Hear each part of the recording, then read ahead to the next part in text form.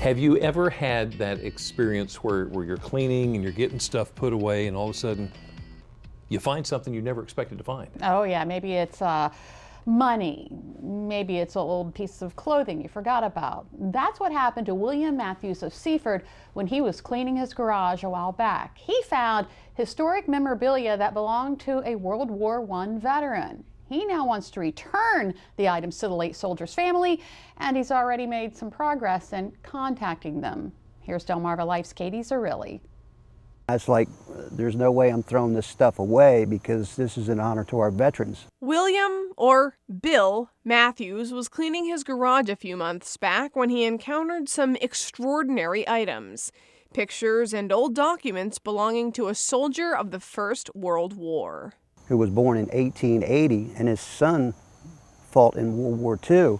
Bill actually acquired these items a few years ago. His brother had been cleaning out an old family home in Drexel, Pennsylvania, and came across them.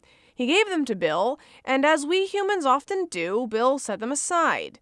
Life moved on, and upon finding them again recently, he's decided it's time to find the family they belong to. You know, our country was built by the sacrifice of these two individuals, and I just want the stuff to make sure it gets back to the rightful owners. Bill dug deep into the items and learned that they must have belonged to Leonard B. Johnston, who served his country as both a captain and a surgeon. The collection includes a letter dated August 1915, a postcard, a rent receipt card, and photographs. One very likely of Dr. Johnston's late wife. This stuff is over 100 years old, and it was really, really amazing. And then as I started going through it and I found the pictures, it kind of put a face with the name, and then it really, really started to melt into my brain how important this stuff may be to someone's family. After a bit of internet research, he found phone numbers of possible family members. He was able to make contact with two of the grandsons of Dr. Johnston, both in Pennsylvania. The two seemed excited about the historic materials, and now it's just about getting them there. I'd be ecstatic, I really would.